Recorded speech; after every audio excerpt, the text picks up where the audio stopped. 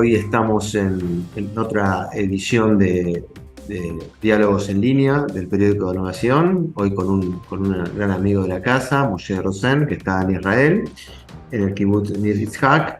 Está ahí desde el 1974, muy cerca ahí en el sur, muy cerca de la Franja de Gaza, un hombre, un analista y eh, una persona que entiende como poco la política de Israel y la sabe contar muy bien. Él estudió historia del Estado de Israel en la Universidad de Ben Gurión, también historia del pueblo judío en la Sapir College. Además, desde la parte académica, tiene una gran militancia política y desde hace muchos años, y de nuevo es un analista muy punzante y muy claro de la realidad israelí. Así que hola Moshe, buenas noches para vos. Y hoy te molestamos porque queremos conocer un poco la situación en torno a la reforma judicial del flamante gobierno de Bibi Netanyahu. Y queríamos preguntarte para empezar y saludarte cómo está la situación hoy en día, ¿no? Casi una semana y pico después, estamos casi a 20 de enero, una semana un poco más después de que se presentó oficialmente este proyecto. ¿Cómo está hoy en día la situación sobre eso? Bueno, es un gusto, no es ninguna molestia reencontrarnos con los amigos de Innovación y felicitar también al periódico que está haciendo un seguimiento formidable de lo que está sucediendo en este momento en nuestro país, en Israel. Y en realidad es difícil responder a una pregunta precisa sobre qué es lo que está pasando hoy porque como ya sabemos, Israel es uno de los primeros productores mundiales de noticias y cada día y en los últimos días, cada hora, como que se suceden nuevos acontecimientos. En las últimas 24 horas, uno de los sucesos que es eje de la actual crisis es la resolución de la Corte Suprema de Justicia por mayoría de los jueces que la integran, de impedir la designación de Arieh Deri del partido ultraortodoxo Shas como ministro, entre paréntesis, este Deri no se conformaba con una, sino que exigió dos carteras, la del Ministerio del Interior y la de Salud Pública, pero en definitiva, el primer ministro Netanyahu, que lo considera como su socio principal porque es el pivot sobre el cual se mantiene su actual coalición, no va a tener más remedio que despedirlo de este cargo y probablemente lo ascienda a alguna otra cartera o algún no ministerial, porque legalmente, como decimos, está impedido de hacerlo, pero lo va a escalar a algún otro tipo de posición, de incidencia política, y como ustedes pueden apreciar, esta es una situación profundamente crítica cuestan vislumbrar cuáles son las perspectivas eh, que- sobre las cuales va a continuar esta situación. Uno podría decir entonces, Moshe, que a estas horas la guerra entre el Ejecutivo y la Corte Suprema se profundiza y viene para largo. Digo, me parece un precedente muy fuerte el de esta decisión.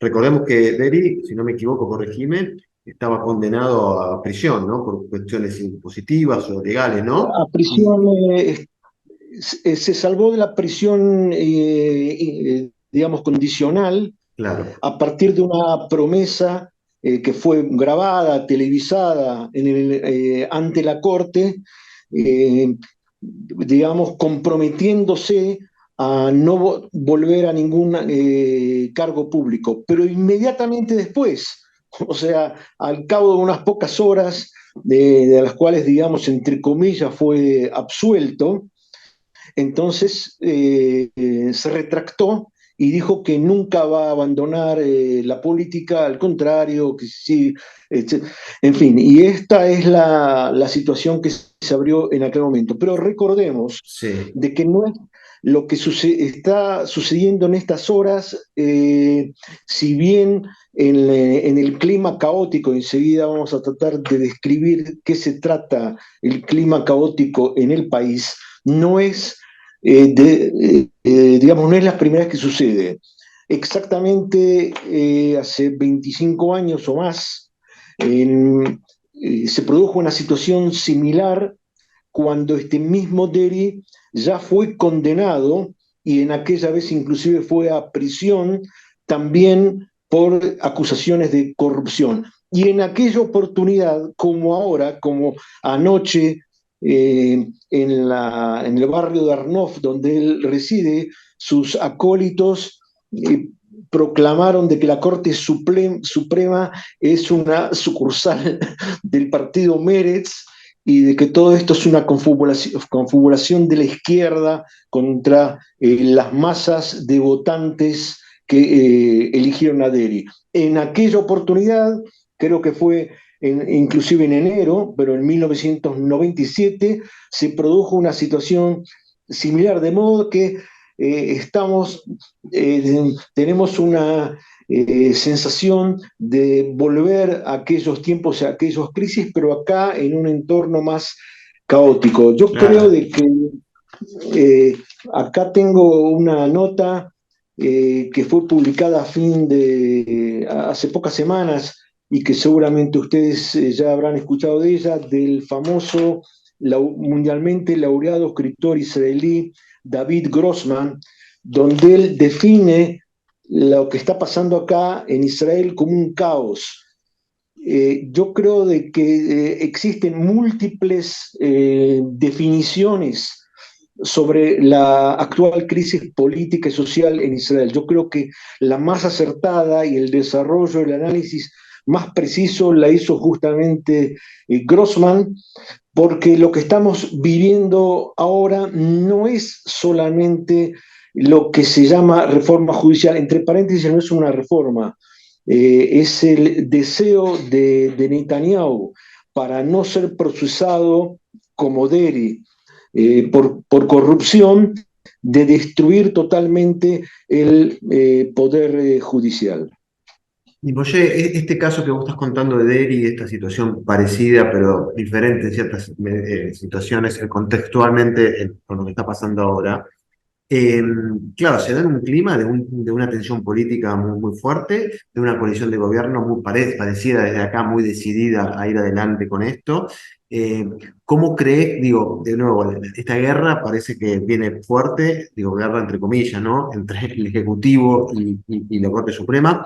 ¿Cómo pensás que va a ser la reacción de los socios de la coalición de Deri, de Netanyahu, del Likud? ¿Cómo pensás que van a reaccionar frente a esto? ¿Si van a redoblar la apuesta o pensás que de cierta manera van a tratar de, entre comillas, negociar o tratar de ver cómo cambiar la estrategia?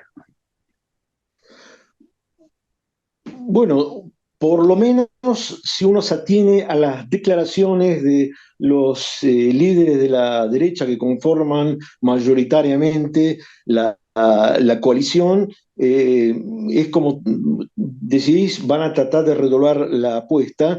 Les va a ser muy difícil encontrar alguna fórmula que conforme a Deri y al SAS.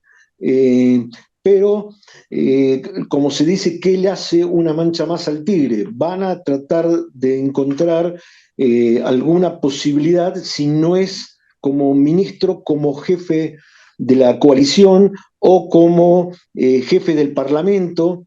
De alguna manera van a tratar de mantenerlo porque si no mantienen a Deri, entonces como que la coalición gubernamental se cae. Yo creo de que lo que se está viviendo ahora es una situación previsible. En realidad lo vimos antes de la elección y luego de la elección este tema se acentuó. Pero lo que está pasando ahora con Deri se inscribe en un marco de cambios mucho más sustanciales y no es un problema aislado.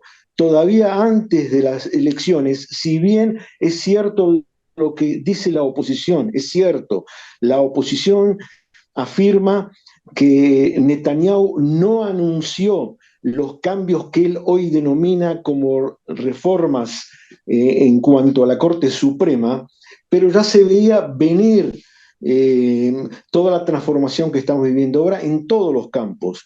Por ejemplo, nadie se puede sorprender de las exigencias de la ultraortodoxia religiosa que son los socios junto con Deri y otros sectores nacionalistas. Por ejemplo, ustedes habrán escuchado de que hay sectores que quieren que se decida de que un médico puede rechazar el reclamo de un paciente de hacer un tratamiento médico si este paciente eh, digamos, por su género o por su credo o por algún otro motivo no coincide con la del médico que lo va a atender. O la misma decisión puede tomar un hotel en cuanto a la recepción de gente que se quiera hospedar. Otro de los hechos que se difundió en las últimas semanas son las listas negras de uno de los partidos integrantes de la coalición, el partido de lo que se llama Otzma Potencia. Son listas negras sobre activistas de izquierda o periodistas que ellos consideran oponentes a la derecha y que se encuentran en los medios de prensa. En general hay un ataque masivo contra los medios de prensa, aunque, como todos sabemos, Netanyahu ya domina parte de la prensa, tiene su propio canal televisivo, el canal 14, y tiene un diario que se distribuye gratuitamente, pero eso no le impide, digamos, declarar la guerra al resto de los medios periodísticos. En la última coalición, entre otras cosas, se ha dado legitimidad a la presencia de parlamentarios racistas. Hace unos minutos hablábamos de la delincuencia de Deri, pero allí hay delincuentes que hoy mantienen puestos en la seguridad nacional y que en su momento fueron sospechosos por actitudes de terrorismo. Eh, eh, entonces se trata de un intento de destruir los cimientos cívicos, democráticos del Estado en todos los campos y no se reduce solamente al tema jurídico. Oye, te quiero hacer una pregunta en relación a esto, porque está dando un fenómeno en distintos países, Europa, en Italia, en España, donde las derechas tradicionales, democráticas, si se quiere, como lo es el Likud, o históricamente ha sido el Likud, están siendo cooptadas o se están inclinando o presionando para irse hacia la extrema derecha. Este parece ser el caso de Bibi, ¿no? Que hizo este pacto con la extrema derecha para llegar al poder, ¿no? La pregunta que te hago es, frente a esta embestida, frente a los derechos civiles, las libertades, frente a la justicia, ¿cuál es el papel que está jugando el Likud, sacando a Bibi, ¿no? Más allá que su líder. Los dirigentes del Likud están callados, avalan con el silencio, por abajo pensás que hay algún tipo no sé, de rechazo o acompañan coherentemente y con convicción esta embestida liderada claramente por los partidos de extrema, ¿no? Hoy por hoy lo avalan. Y este es un aval muy triste porque lo mismo que sucede con los parlamentarios del Likud en relación a Bibi, ayer se evidenció también en una visita personal. En forma personal, el primer ministro Netanyahu visitó anoche la casa de Deri en Arnof, en Jerusalén, cuando se dio a conocer la decisión de la Corte Suprema. O sea, no es que lo llamó para consultar qué hacer, sino que él mismo se apersonó como un acto de identificación. Es el mismo tipo de identificación que los parlamentarios del Likud tienen, ya fue demostrado cuando se inició el juicio de corrupción contra Netanyahu, cómo se apersonaron todos ellos, inclusive fue una fotografía difundida en todo el mundo cuando todos aparecen, todavía eran con las máscaras en la época del corona, todos apoyando a Netanyahu contra la justicia. Eh, en cuanto a lo que preguntás sobre la relación con situaciones similares que se pueden ver en Europa y en otros lugares, esto me recuerda justamente un tema que vos, Damián, abordaste, yo creo que hace unos 10 años, en relación a una reflexión de Zizek sobre lo que se llama los agujeros negros de la democracia. O sea, ¿qué pasa cuando países atraviesan crisis que pueden ser crisis sociales o económicas internas o pueden ser provocadas por actos de guerra o terror desde afuera y entonces prefieren tomar actitudes autoritarias o inclusive totalitarias y abandonar la vocación o el compromiso eh, democrático? Para analizar este tema me parece que es importante que nos liberemos de algunos esquemas que todos tenemos, así como la revolución, digamos, la revolución soviética es algo más complejo y más amplio de lo que puede ser la escena, una escena del acorazado Potiemkin. También el abordaje del paso de sociedades democráticas liberales a sistemas más autoritarios, inclusive totalitarios, no se expresan como puede ser algo que sucedió hace exactamente 100 años y algunos meses, que fue la marcha sobre Roma de Mussolini. Muchos de estos procesos se pueden dar en forma paulatina o inclusive a través de elecciones. Y lo que está pasando ahora acá es muy interesante porque el debilitamiento de las estructuras judiciales fue también uno de los primeros pasos que tuvo Orbán en Hungría, o inclusive se dieron en el 2015 en Polonia. Ahora bien, muchos amigos nuestros, me refiero a amigos de Israel, señalan, digamos, la diferencia que existe entre Israel por la impronta religiosa de muchos sectores con estos países. Y yo justamente lo veo al revés. Yo creo que hay una enorme identidad entre los procesos políticos que atraviesa ahora Israel y las problemáticas de Polonia y de Hungría, pero no porque lo diga yo, porque los propios parlamentarios o líderes de la ultraderecha en Israel se identifican con estas posturas. Ustedes sabrán de que detrás de Yariv Levin, el ministro de Justicia, en la elaboración de su programa en relación a lo que él llama la reforma judicial, está un grupo que se llama el Foro Coelet.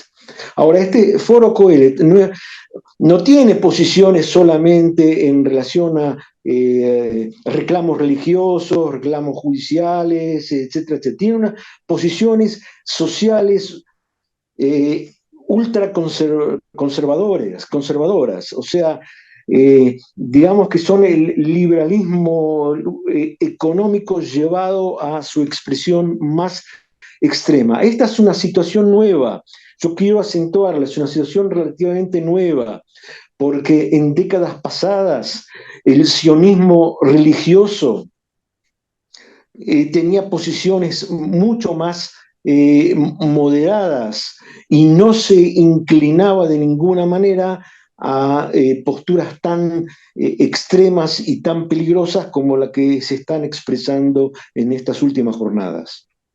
Oye, y frente a este panorama te quiero preguntar del otro lado, ¿no? ¿Cómo la sociedad civil, los partidos políticos de la oposición, nosotros tenemos noticias de manifestaciones muy masivas y muy importantes, pero pensás que hay frente a esto hay una resistencia organizada, una resistencia decidida a luchar para defender todos los valores y todas las cuestiones más que tienen que ver con los derechos y demás? ¿Vos ves ahí, está sólida la sociedad civil y la política opositora, si se quiere, un frente común frente a esto?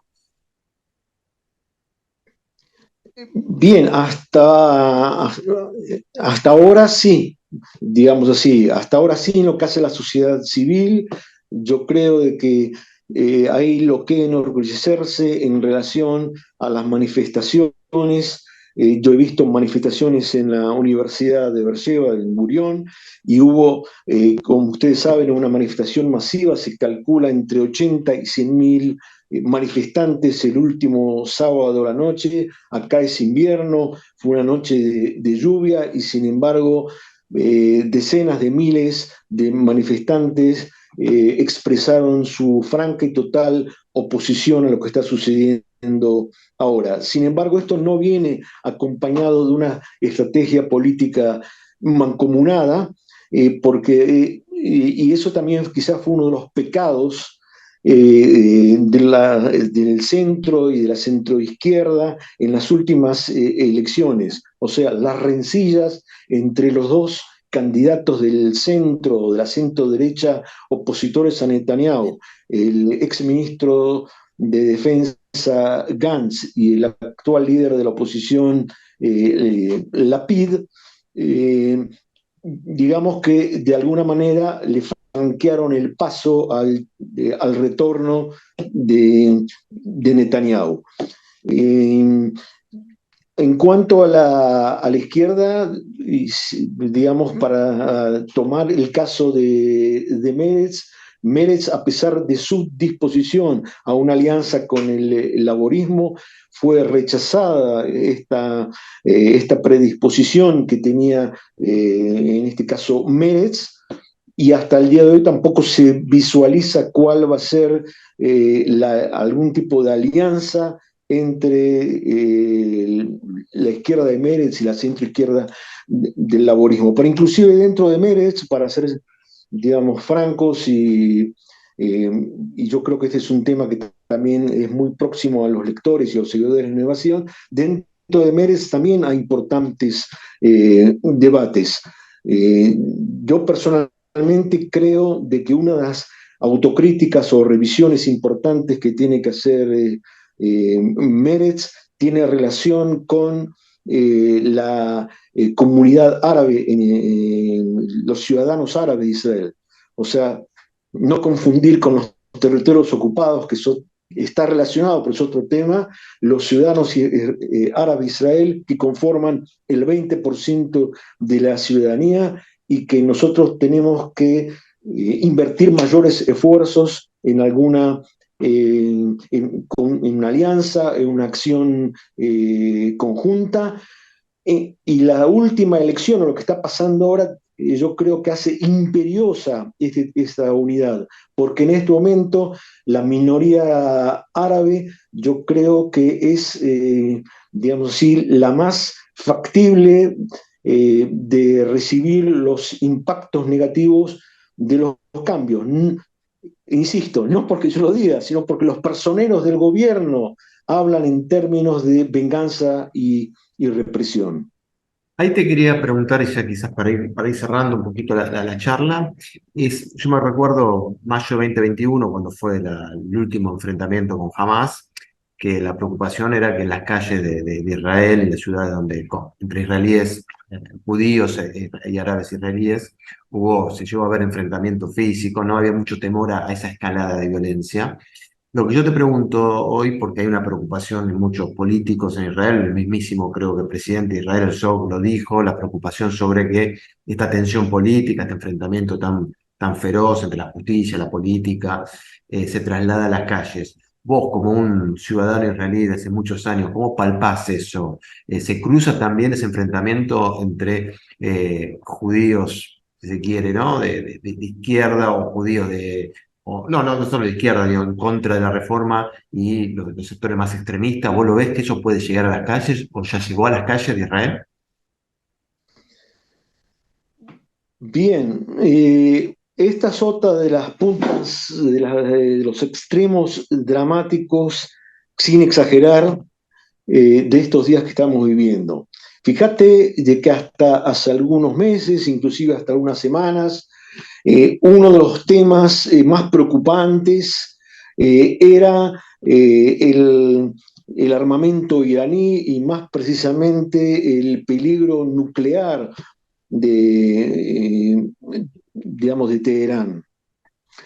Y en los últimos días, cuando se habla de guerra o de peligro de guerra, ya, digamos, no se apunta a Teherán, sino que muchos hablan de guerra civil. No creo que estalle una guerra civil, pero hay un clima de hostilidad y lo que sucede en estos días, por ejemplo, con el partido Jazz, lo acentúa.